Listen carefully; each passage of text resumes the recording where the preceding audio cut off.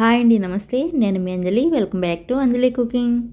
ఈరోజు వీడియోలో బొంబాయి రవ్వతో అప్పటికప్పుడు క్రిస్పీగా క్రంచీగా ఎన్ని తిన్నా అస్సలు బోరు కొట్టని స్నాక్స్ని ఎలా తయారు చేసుకోవచ్చో చూపిస్తున్నాను. ఇవి ప్రిపేర్ చేసుకోవడానికి బయట నుండి ఏమీ తేవాల్సిన పని లేదు, పెద్దగా టైం కూడా పట్టదు. ఈజీగా అండ్ టేస్టీగా వీటిని చేసుకోవచ్చు. ఇక లేట్ చేయకుండా బొంబాయి రవ్వతో స్నాక్స్ ఎలా తయారు చేసుకోవచ్చో చూసేయండి. ఫస్ట్ ఒక మిక్సీ జార్ తీసుకొని అందులోకి 1.5 కప్పుల దాకా బొంబాయి రవ్వని తీసుకోండి. ఇప్పుడు ఈ రవ్వని మీకు ఎంత వీలైతే అంత మెత్తగా గ్రైండ్ చేసుకోండి. గ్రైండ్ చేసుకొని ఒక మిక్సింగ్ బౌల్లోకి తీసుకోండి. మీరు కావాలంటే 1 కప్పు బొంబాయి రవ్వ, 1/2 కప్పు బియ్య పిండి అయినా తీసుకోవచ్చు. నెక్స్ట్ ఇందులో 1 టేబుల్ స్పూన్ దాకా తెల్ల నువ్వులు, 1 టీ స్పూన్ దాకా జీలకర్ర, 1/2 టీ స్పూన్ దాకా రెడ్ చిల్లీ ఫ్లేక్స్ని వేసుకోండి. అలాగే 1 టీ స్పూన్ వాము, 1/2 టీ స్పూన్ దాకా కారం వేసుకోండి. అలాగే 1/2 టీ స్పూన్ ఉప్పు. ఈ ఉప్పు అయితే కరెక్ట్గా సరిపోతుందండి. మీరు మీ రుచికి తగ్గట్టుగా వేసుకోండి. అలాగే 1/4 కప్పు దాకా సన్నగా తరిగిన కరివేపాకు వేసి మిక్స్ చేసుకోండి. నెక్స్ట్ ఇందులో బైండింగ్ కోసం 1 టేబుల్ స్పూన్ దాకా బియ్య పిండిని వేసుకోండి. అలాగే మీరు కావాలంటే 1/4 టీ స్పూన్ దాకా పసుపు కూడా వేసుకొని మిక్స్ చేసుకోండి. మిక్స్ చేసిన తర్వాత నెక్స్ట్ ఇందులో 2 టేబుల్ స్పూన్ల దాకా ఆయిల్ని వేసుకోండి. మీరు కావాలంటే ఆయిల్ ప్లేస్లో ఇంట్లో తయారు చేసిన వెన్నైనా వేసుకోవచ్చు.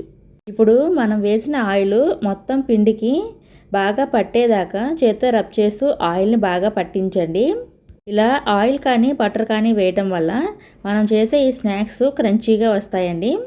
బాగా మిక్స్ చేసిన తర్వాత నెక్స్ట్ 1/2 కప్పు దాకా వేడి నీళ్ళు తీసుకొని కొద్దిగా పోస్తూ పిండి ముద్ద అయ్యేదాకా కలపండి. ఇక్కడ మనం పిండి కలపడానికి వేడి నీళ్ళు యూజ్ చేస్తున్నాం కాబట్టి ఫస్ట్ స్పూన్తో కలిపేసి కొంచెం చల్లారిన తర్వాత చేతితో కలుపుకోండి. అప్పుడు మనకి చేయి కాలకుండా ఉంటుందన్నమాట. పిండి కన్సిస్టెన్సీ చూడండి, ఇక నేను చూపిస్తున్న విధంగా ఉండాలన్నమాట.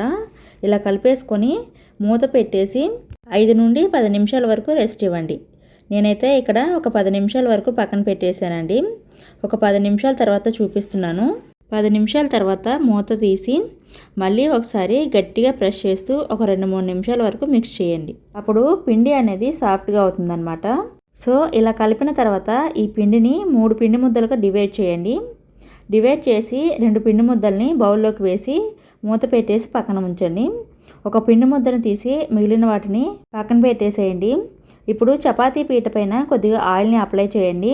అలాగే చపాతీ చేసే కర్రకి కూడా ఆయిల్ని అప్లై చేసి చపాతీ పీట పైన పిండి ముద్ద పెట్టి చపాతీలాగా రోల్ చేయండి. మనం చపాతీకి ఎంత మందంగా అయితే రోల్ చేసుకుంటామో దానికన్నా కొంచెం మందంగా రోల్ చేస్తే సరిపోతుందన్నమాట. సో ఇలా రోల్ చేసి 4 వైపులా కూడా ఎడ్జెస్ని కట్ చేయండి. 4 వైపులా ఎడ్జెస్ని కట్ చేయంగా వచ్చిన పిండిని తీసి పక్కన ఉంచండి. అలా పక్కకి తీసిన పిండిని కూడా మిగిలిన పిండి ముద్దలోకి కలిపేసి రోల్ చేసుకోవచ్చు. నెక్స్ట్ చాక్తో ఇక్కడ నేను చూపిస్తున్న విధంగా బారుగా కట్ చేసుకోండి.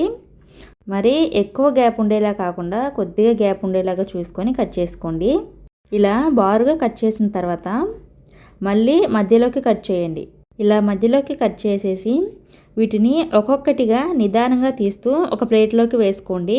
మనం చపాతీ పీటకి ఆయిల్ని అప్లై చేసాం కాబట్టి ఈజీగానే వచ్చేస్తాయండి. సేమ్ ఇలాగే మిగిలిన ఆ 2 పిండి ముద్దల్ని కూడా ఇలాగే తయారు చేసుకొని రెడీగా పక్కన ఉంచండి. ఇప్పుడు వీటిని ఫ్రై చేసుకోవడానికి స్టవ్ ఆన్ చేసి స్టవ్ మీద కడాయిని పెట్టి డీప్ ఫ్రైకి సరిపడా ఆయిల్ని పోసి వేడి చేయండి. ఆయిల్ వేడయ్యాక మనం కట్ చేసి పెట్టుకున్న వాటిని ఇందులోకి వేసి ఫ్రై చేసుకోండి. ఫ్లేమ్ను మీడియం టు హై ఫ్లేమ్లో పెట్టి ఫ్రై చేసుకోండి. అలాగే ఇవి ఆయిల్లో వేసిన వెంటనే కదపకుండా ఒక 2 నిమిషాలు ఆగి అప్పుడు గరిటెతో అటు ఇటు కదుపుతూ ఈవెన్గా ఫ్రై చేయండి.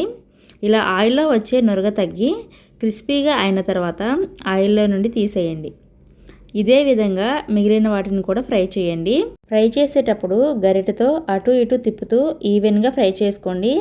అప్పుడే మనకి సమానంగా ఫ్రై అవుతాయండి.